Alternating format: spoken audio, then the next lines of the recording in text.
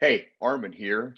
Welcome to the NSP Nutrition Show, where we cover training, nutrition, supplementation strategies, and a whole lot more. So stand by.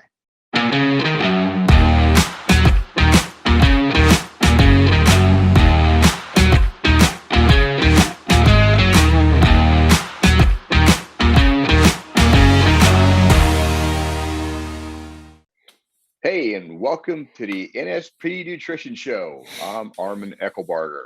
Hey, and I'm Frank Mills, and welcome to the NSP Nutrition Show. Armin and I, we're going to talk about how Armin got 18-inch arms, which is pretty incredible, and also the benefits of Berberine. We've talked about Berberine multiple times in the show, but we're going to talk about why you should take it. So, Armin, that being said, man, beautiful day in Tampa Bay, episode 32 of the NSP Nutrition Show. And just want to thank all the listeners and viewers for all the content that we're getting to help putting out more shows to help educate and help people with their fitness goals, right? Oh, yeah, exactly. Absolutely. So thanks everyone for your input. And let's get into how Armin got his 18-inch arms. This should be a good eye-opener on guys who want the big guns, right, Armin? Well, I would think so, but we'll see. It took a while. It wasn't like it was a quick process, but I didn't really fully understand what would be involved to how to grow the arms. Right. It's mostly a trial and error thing, but my trial and error has gotten a lot better. So, anyways, we're going to talk about that. Okay, so exactly where do we start with this topic? Well, it's one of these things where I see a lot of the same mistakes I made with guys training in the gym, and they're pretty typical.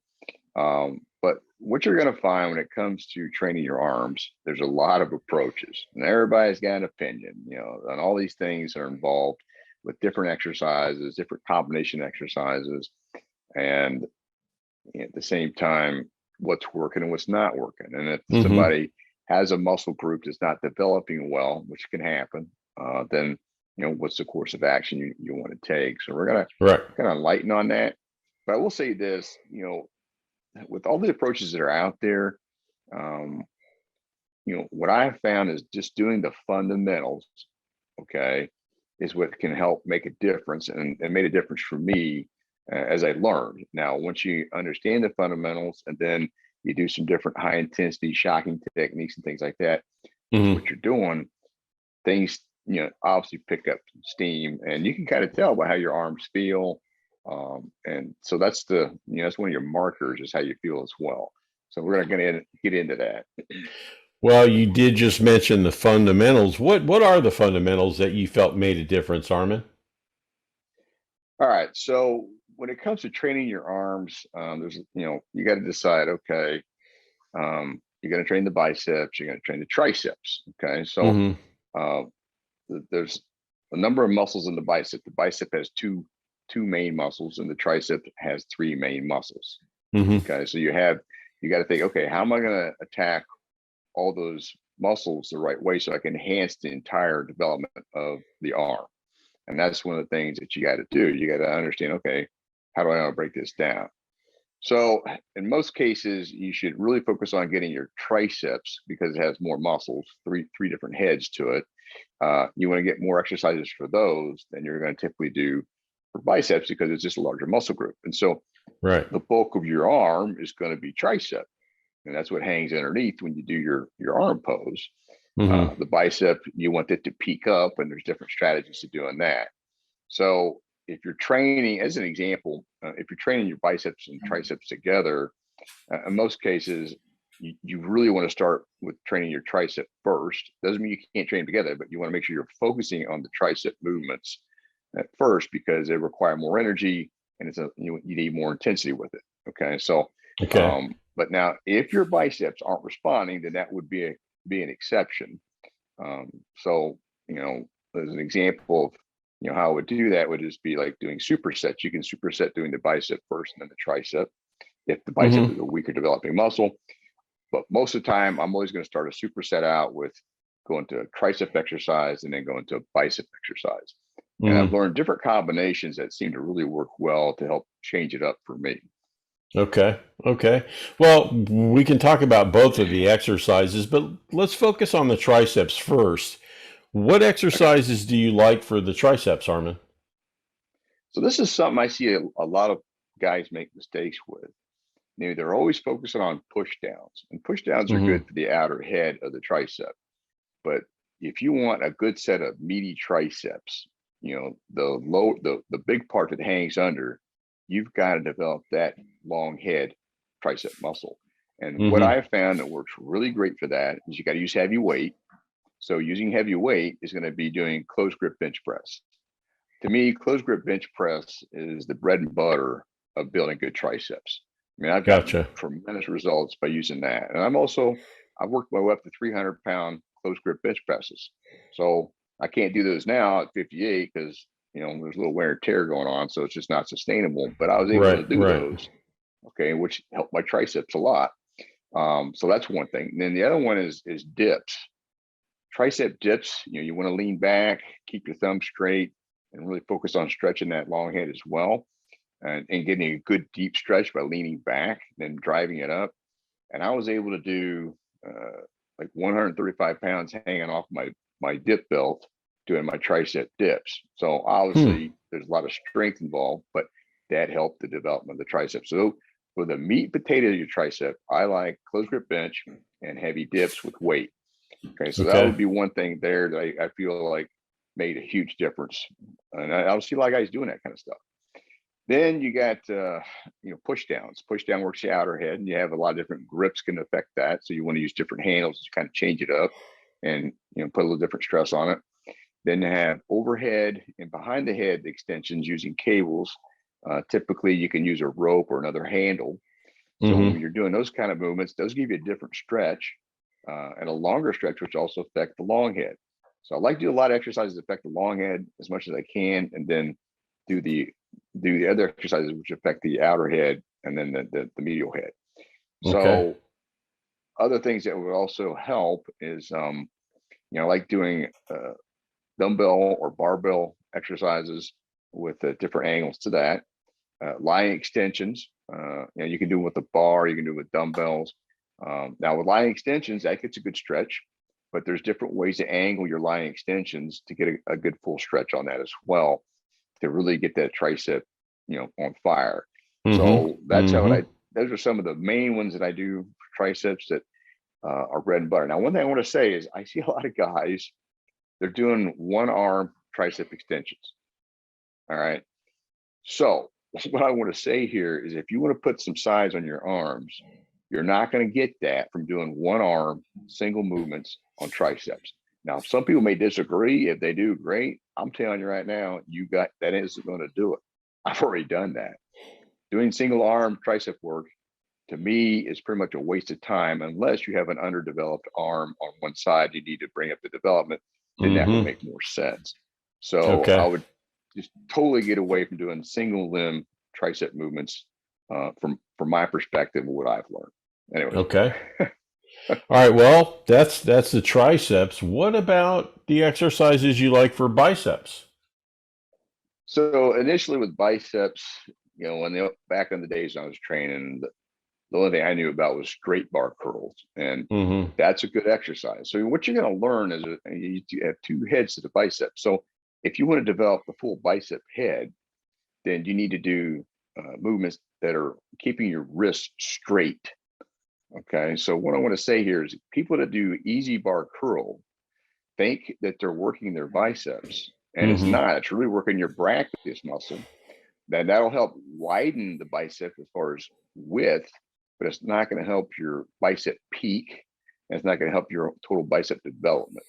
And I'm sure there'd be some guys that debate on that, but that's whatever. Your wrists are at an angle, and it's not going to get directly on the bicep. You need to have the arm straight up and down, so when it comes up, it can contract.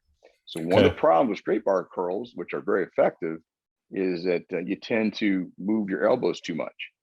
So when I started using the drag curl, uh, real consistently, made a huge difference because it really caused the bicep to peak that's why Vince figured that out. You know, he's like, what's the Mm-hmm. best way to get it to peak? So drag curl should be a fundamental bread and butter exercise. And you can do that with barbell. You can do it with, cable with a straight bar. You can do it with dumbbells. But the focus on that is to keep your arm straight the whole time as you're coming up. All right. Then another one would be like preacher curls. You know, Vince came out with the preacher curl bench. Well, he gets credit for the preacher curl bench. Who actually did it, I don't know. Who cares? But it's very effective for peaking. Now, some guys are all about, oh, you're going to tear your bicep. You're going to, it's going to cause you a problem with your bicep. If you do too much weight and you're stupid about it, yes, it's going to tear your bicep. But if you do it the right way, the full range of motion, and don't get caught up with your ego, it's going to help peak your bicep. So it's a great exercise. You just may need to adjust your arms a little bit to get the right kind of stretch and the right kind of feel. But, those people that don't do it because they're afraid they're going to tear something. And I get that, but you just need to approach it like anything else. You got to do the full range of motion, start light, get it figured out mechanically, and then add the weight from there. So there you go on that. Then I like also incline curls because you can lean back and get a nice contraction and peak in that. Another thing I like to do is alternates, where you hold the dumbbells, you hold them in a contracted position. Okay. So you're flexing the bicep, and then you alternate between each arm, but you're always holding the dumbbells in an up position, so they're contracted the whole time. So the fatigue on this kicks in really fast. So it really increases your intensity naturally. And again, you're going from arm to arm, but when that fatigue sets in, you got to focus on the quality of your form, because it will get affected pretty rapidly. So let's finish that off with, again, there's a lot of different, angles and things you can use, using cables, using the machines, using the dumbbells and the barbell. They're all very effective. You just have to vary your intensity levels. But then you also want to develop the brackets. So hammer curls are great for that. And then the easy curl bar. So that's going to help develop the brackets, which is the muscles that lays on the center of your arm that can pop out pretty good as you develop and improve. So that's what those movements do. So just giving some fundamentals here, but that's what I would do for biceps. Okay. Well, we've talked about the exercises for both. What about the sets, Armin? All right, that's another thing that can vary from person to person. So for me, I like 9 to 16 sets as a range. Okay, and it depends on my fatigue level, and it depends if I'm training with a different muscle group, that kind of thing. But if you do, I feel like if you do that, you're in pretty good shape, and it's just a matter of how much resistance you're going to use going heavy. So if you fatigue a little, if you're not getting good recovery, you got to cut the sets back. That's why you got to focus on your recovery. And if you're getting good recovery, then you may need to increase your volume a little bit more, but staying in that window of time, that we talk about with training in general, which is keeping any workout under 45 minutes. So what I really like doing, though, when I'm doing these sets to increase the volume, is supersets. Supersets are great, and you can do them a lot of different ways. Trisets, which basically do 3 exercises without a break. That really causes a really intense pump. And then you take it a step further, you go to giant sets. The only problem with trisets and giant sets, if it's a busy gym, and it's kind of a headache trying to use the equipment because other people are jumping in between. But if you can do them, they're very effective. I highly recommend them.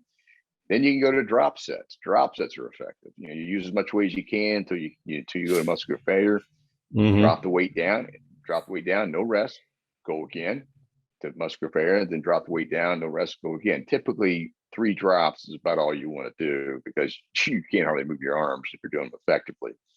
Another one that is good is also static holds. When you're doing your sets, a static hold is holding the bicep in a contracted position. So you take up some dumbbells or a bar, hold it in a contracted position with a decent amount of weight, and see how long you can hold it for. And then as your arm, and this is something you do at the end of your training, because the muscles are already pumped. You're just trying to hold it and keep it pumped a little bit longer to really saturate the blood into the capillaries. So when it comes to sets, that's different ways to approach that. Well, you said 6 to 10 on the sets, but I'm kind of curious. Well, 9 to 16. 9. Okay. All right. So 9 to 16 on the sets. How many reps for each set? All right. So for me and the clients I've worked with, Okay. I really like 6 to 10 reps. So, heavy Okay. weight, as heavy as I can do with quality form. So once I start getting over 10 reps, then I'm gonna up the weight. And so when I up the weight, I need to be able to get at least 6 reps. That way I know I'm getting a minimum time under tension of at least 30 seconds every time Okay. I do a set. So that's the strategy behind the 6 to 10. Now, if you're doing your reps slow and steady, that's going to be pretty effective. Now, if you're doing your reps really fast, well, you may want to relook at how you're doing your repetition scheme as far as your tempo. Okay, Mm-hmm. but if you do them slow and controlled, 6 to 10 will really activate a lot of muscle tissue. And then on top of that, when you're doing your sets, you need to look at how you can extend that set. So that means doing some negatives where you're just lowering the weight and have somebody help you up with the positive and you lower the weight. Those are really effective, really help your strength, but they do fatigue you pretty well. You have forced reps where they can kind of help you as you're getting, you can't finish the rep and they help you just enough to finish it. Mm-hmm. Those are really effective. I like doing partials, where you do partial range of motion just to see how much you can challenge that muscle to try to hang in there. And like we talked about before, static holds, and just holding in a contracted position. You can also do a stretch with a static hold too, which is a good thing. You do need to stretch the muscles as well to help them to elongate. So that's another thing I would keep in mind. So Armin, do you train on your biceps and your triceps? Do you do that together, or do you train with other body parts? Yeah, good question. I do them all. So there's, Oh, okay. like anything, there's no perfect answer to that Mm-hmm. because I found that they all work. So I love doing supersets when I'm training bicep or tricep and bicep back to back. The Mm-hmm. reason I like that is I get a great double pump. I mean, you got so much blood coming in there because you're loading the tricep up with blood, then you train the bicep, you load it up. So I felt that really helps expand the size of the arm. So I like doing those. But I also, train them with other muscle groups just because it can be really efficient as well. So like, I'll do that with different combinations. As an example, quick example would be chest and triceps. They kind of Mm-hmm. complement each other. There's different reasons for that. But what I found saying that is when I just train the arms by themselves, I am so much stronger because I didn't have another body part I worked. So I like to Right. train arms by themselves periodically just to see how my strength curve is because you will Mm-hmm. use a lot more weight because you're really fresh. Interesting. That's hmm. Kind of makes sense though too. I am kind of curious. You do everything naturally, just to emphasize that. But Yeah. how long did it take for you to get your arms up to that size? All right. So there's another journey there that I went through. Uh-oh.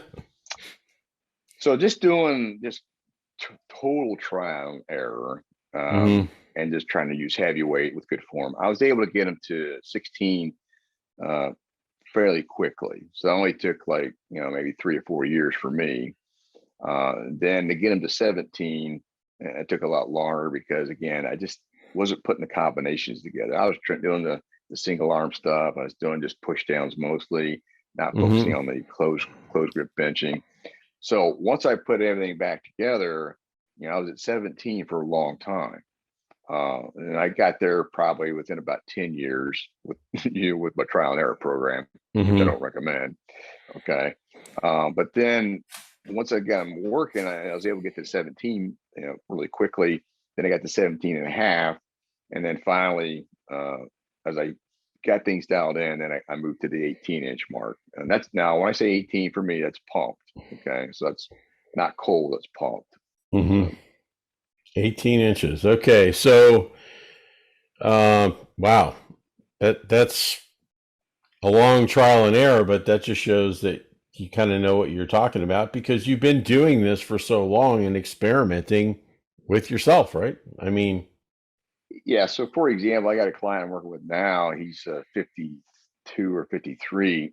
He's put an inch and a half on his arms. So, by using these different strategies, he's mm-hmm. totally shocked. Of course, he's real happy, but he's totally shocked by how he's affected by it. And he's also Right. dealing with shoulder. He has some shoulder issues. So, I have to, we're not able to use the maximum weight that if he was using, I think would perk it up even faster. So what I know Right. now is I could have got it done a lot quicker, but that's how it works. You got to Right. get through Right.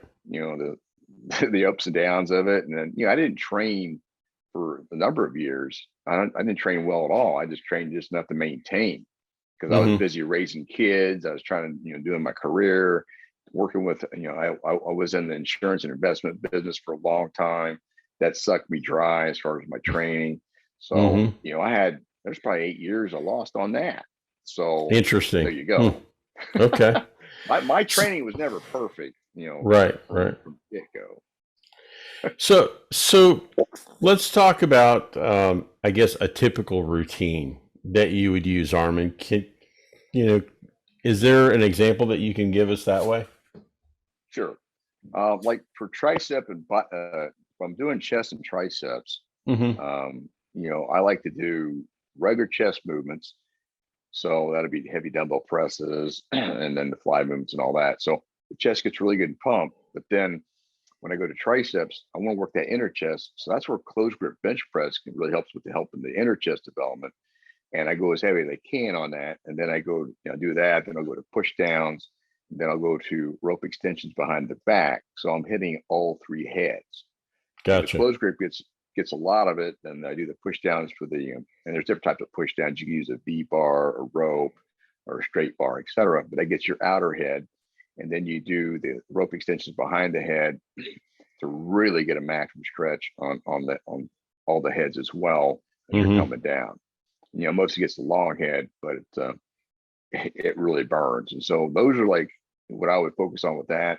Then you have other combinations where you can do, reverse grip push downs. You're kind of limited with those. So if you do those, you'd always want to do those at the end of your training session because you can't go real heavy because again, it can affect your wrist by pushing it down. But it does hit the back of the triceps pretty well. That's more for the medial, I would say, for the medial head from there. But that's one, doing chest and triceps, that's one different combination there. Now, if I'm going to do triceps and biceps, which is one of my favorites, then I warm up with, close grip bench. And then I'll warm up, because I like to superset those. Then I'll warm up with some straight bar curls just to get it both sides full of blood. Then I'm going to superset those. So I'll do close grip bench with drag curls.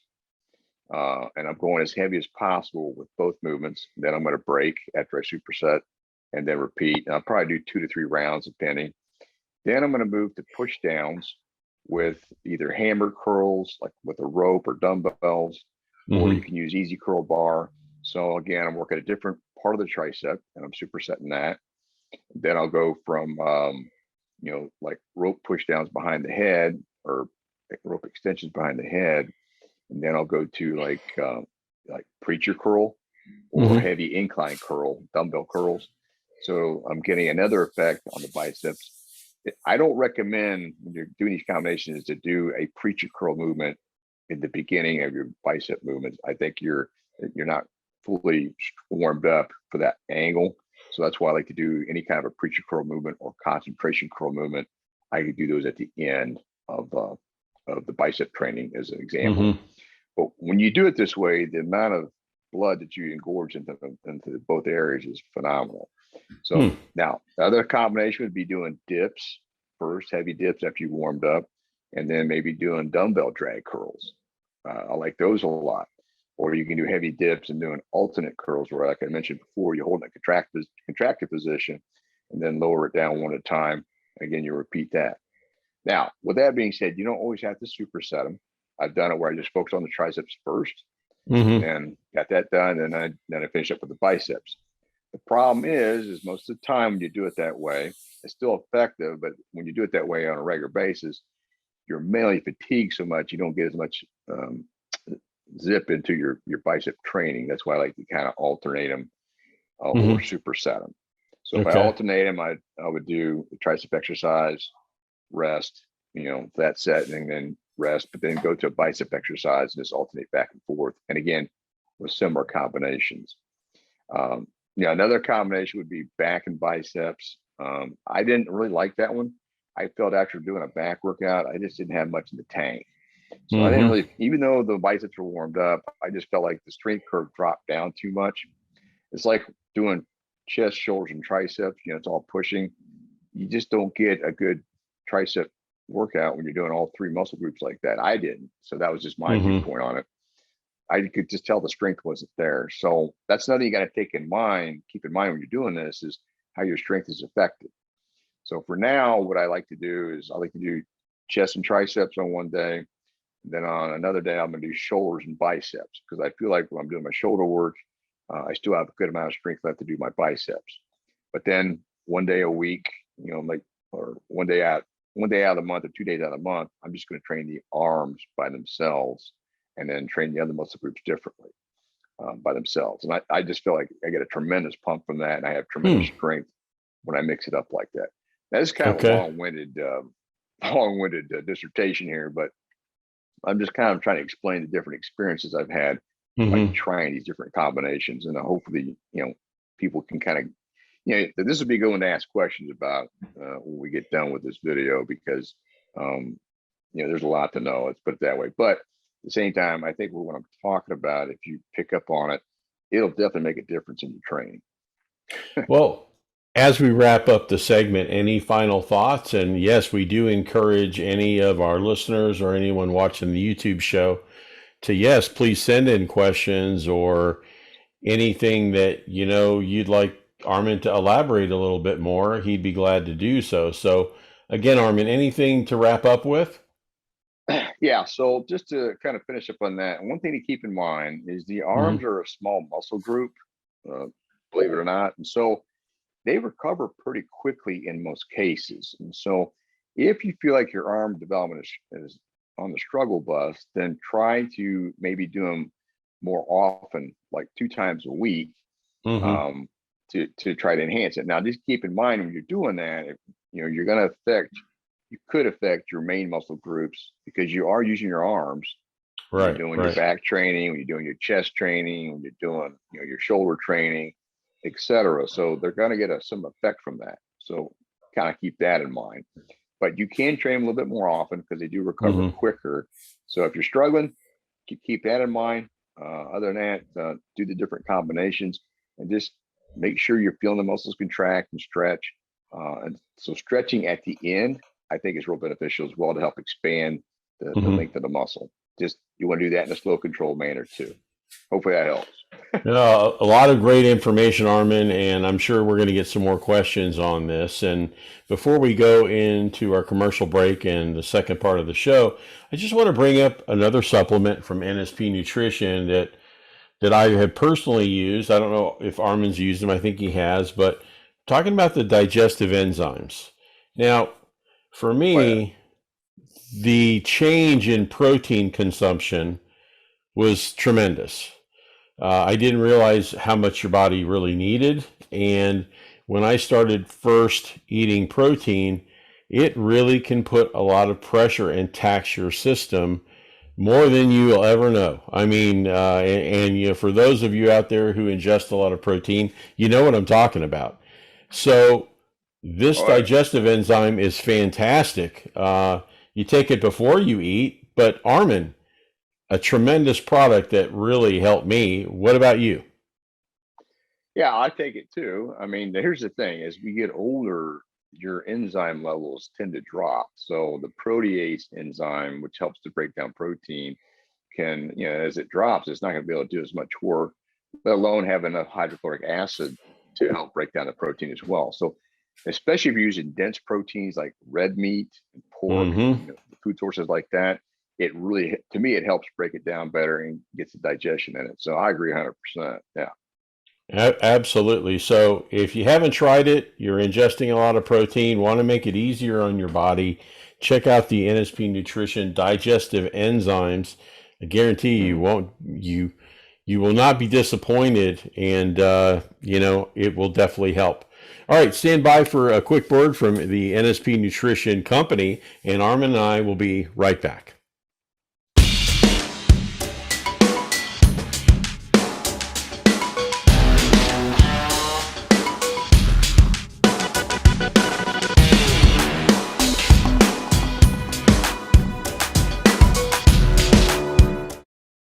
Hey, welcome back to the NSP Nutrition Show. I'm Armin Eckelbarter. Hey, and I'm Frank Mills, and we're going to talk about the benefits of berberine. Now, the first time I heard about this, Arm and I, we have done multiple shows back on Reality Fitness and also with NSP, and we've talked about berberine multiple times. But it is an interesting product, supplement, and I thought it'd be best. Let's start by explaining what is berberine, Armin. All right, that's a good point. All right, so berberine is basically a chemical that's found in different plants, okay, and which is kind of handy. So you can find it in European barberry plant, golden seal, gold thread, Oregon grape, philodendron, and then tree turmeric. Those are some of the main ones that it can be extracted from. Okay. So what it is, it's a kind of a bitter tasting and yellow colored chemical that comes from it. Like with golden seal, you can kind of see how that would happen. And so some of the things it can help your body with, it does help with the strengthening the heartbeat. So it can help with some blood pressure in an indirect way. So if you have a heart condition, it's something they would recommend. But it also has been shown to kill bacteria, help regulate how the body uses sugar in your system, because it's really good for lowering your glucose levels, which can be a really good benefit if you're getting too many carbs, too many sugars. And also it can help with some swelling of the body, which is inflammation. So it's got a lot of great features. It's been around, since the beginning of man. The Chinese were big on using it, but it's probably the most common supplement that can be used if you're diabetic or pre-diabetic. It'd be something to use versus have to get a prescription. So that's something that would be recommended in a lot of cases. Gotcha. So that being said, who would want to use this supplement? Because there's a lot of people watching and listening right now thinking, is this something I even need? But, gosh, who would want to use it? You use it, so it must be good, right? Well, let's put it this way. After reading about it, learning about it, I'm the kind of guy, let me see how this stuff works. But right. Typically people that are diabetic would benefit from it unless they're on a prescription, and they may or may not need it. People with high levels of cholesterol, it's shown to help that, and then other fats in the blood, and then high blood pressure. It has a lot of benefits to that. But if you're looking to lose body fat, I think it's a great solution for that. And the reason I say that is because it drops your glucose level down pretty quickly, so it allows you to start burning fat sooner. Because when insulin, when you have elevated glucose, your insulin's going to be up. You can't burn fat until insulin goes down. So it can help get you back into that fat burning mode a lot more effectively. So this can help also get rid of excess glucose in your system, which obviously that's going to help with other things like blood pressure, things along those lines. Now, one other thing it does do, this might be a little too technical, but it will lower mTOR. mTOR is mechanized targeted rapamycin. And what this is that's your growth pathway. So when you're training, you got a growth pathway that's, helping with the immune system recovery and all that. So mTOR is used for that. But some of the science is saying that having elevated mTOR all the time is not good because it affects the body in the aging process. This is what I've been learning. So this will help bring down your mTOR quickly, so you get it back under control. And then when you need it again, it'll come right back up. So that's kind of a quick down and dirty scenario there. Okay, so how should you take berberine, Armin? All right, so this is a good question because there's a lot that I didn't realize was involved with the strategy behind it because of how it affects mTOR. But if you're just looking to improve your glucose readings, then you want to take it with each meal. So you take it with every meal. And so you can take it before, you can take it after. Now, I will say this, some people, if they take it before the meal, it had one of the side effects is diarrhea. And I had one client that was doing that and they got really bad diarrhea. So you got to kind of keep that in mind when you're trying the supplement. It's not real common. It's actually pretty rare, but it can happen. So one of the things I like to do, and there's different debates on this, but I take it after the meal. If I'm going to do it for losing body fat or to control my glucose levels. So that's one strategy. All right. Now, if you're training like me and you want to keep your mTOR up for a period of time, to help with the recovery and the growth pathway. What I have found works, and the reason for this is it won't affect your strength. If you take berberine all throughout the day, it can affect your strength, just like metformin can do the same. Metformin will do that. So the way I utilize it is I take it with my last meal of the day. So I'll take 2 capsules with the last meal of the day, and like I'm pretty lean. Okay. So what I found as I started taking this is my stomach got really tight. I mean, I could just feel it tightening up. So it had to be doing something regarding the abdominal fat that I had. I don't have a lot, but it, I felt like it affected it. So it was a really cool feeling, when you wake up the next morning and your stomach feels kind of tight. So that's a side effect that I noticed. I'm not saying everybody's going to notice that, but I was pretty surprised by it. So I just take 2 capsules, and we use the berberine complex that I use, the NSP one, very effective.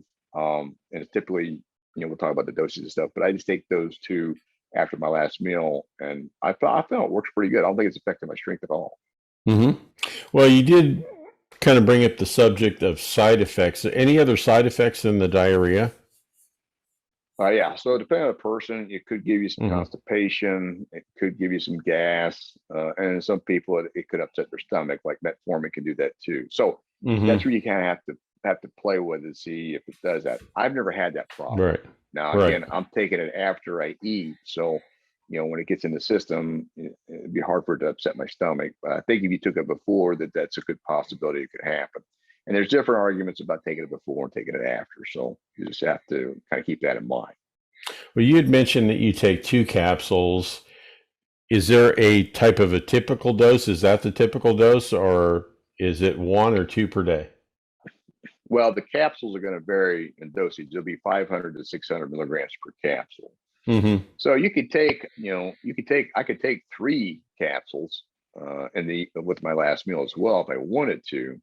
I just started with 2, and I felt a good difference for that. So since I'm getting a benefit from it and I feel it, I'm like, I don't think I want to go 3. I mean, yeah, that's something you can experiment with. But the recommended dosage is 1,500 milligrams for a day. So if you take 1 with each meal and you're doing 3 meals a day, then that would be 1,500 milligrams, give or take. That's the typical recommended dosage. That'll vary from manufacturer and vary from where you're getting your medical information from. Well, you've taken it. So can you tell us about your experience when you started taking berberine?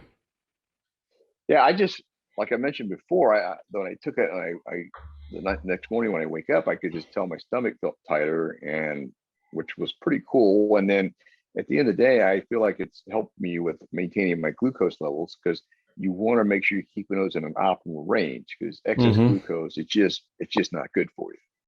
So if you want to control your glucose level and keep your insulin down so it works for you when you need it, I think it's great for that. And I feel like it allows me to eat a few more carbs as well. Absolutely. Absolutely. Well, because I kind of experimented with that too.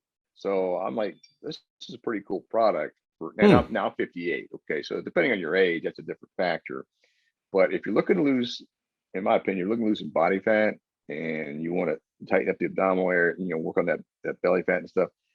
Not that it's going to go directly to that, but I think it's a great supplement to help get the glucose down, drop your insulin down, and get your fat burning working more often. So if you do it with your last meal, you're going to get that insulin down. So you go fat burning a lot sooner. So when you go to sleep, you're going to burn that much more fat. That's just my opinion, my take on it. That's good stuff. Now, as we're wrapping up here, do you have any final thoughts on berberine? Yeah, I think it's also considered an anti-aging, age reversal product, because it allows you to keep your glucose more manageable, and people don't really pay attention to that. And you really need to, because it affects, higher glucose levels is going to cause you to be pre-diabetic, and it's going to cause you to age faster. So the more you control your glucose levels, the better your body's going to be able to deal with it and keep your insulin sensitivity much higher. Because insulin, when you lose your insulin sensitivity, that's when you start having a lot more problems. So if you're looking to lose some body fat and improve your glucose readings, I would strongly suggest you play with this, incorporate into your nutritional program. And you don't have to do it every single day. Even on some of the different bottles, it's going to tell you, do it 5 days a week. Okay, you don't have to take it every day, but Right. you just want to kind of experiment with it, see how you feel. But I got to tell you, I've been pretty impressed with how it works. So that's where I'm at with it. A lot of my clients that are looking to lose fat, I'm putting them on it. Well, and the great thing, hey, it's available on nspnutrition.com. You'll find it. It's titled Berberine Complex, and it's right on the website, available right now. If you want to try it out, please do so. And, Armin, we appreciate all the great information today, and thanks again for what you do, man. No problem. Hopefully everybody got some takeaways on this. And if you have questions, let us know. We'll try to do what we can to answer them, as quickly as possible. But yeah, hope you get some benefits out of today. And for any comments and questions you have for the show, or you want Armin and I to talk about a specific topic, or you have questions about the content you heard today or on a previous show, first of all, you can comment on the YouTube section right underneath the show, or you can email us directly. And the email is support@nspnutrition.com. We hope to hear from you. And Armin and I, we appreciate your support. We appreciate you listening and watching today. And check back next week for another brand new episode of the NSP Nutrition Show. Hey, thanks for checking out the NSP Show. Go to nspnutrition.com where you can find a whole heap of resources to help you achieve stunning definition and eye-popping levels of muscularity. Don't forget you can save 10% on your first order by using the code NSP Show at the checkout. Catch you next time.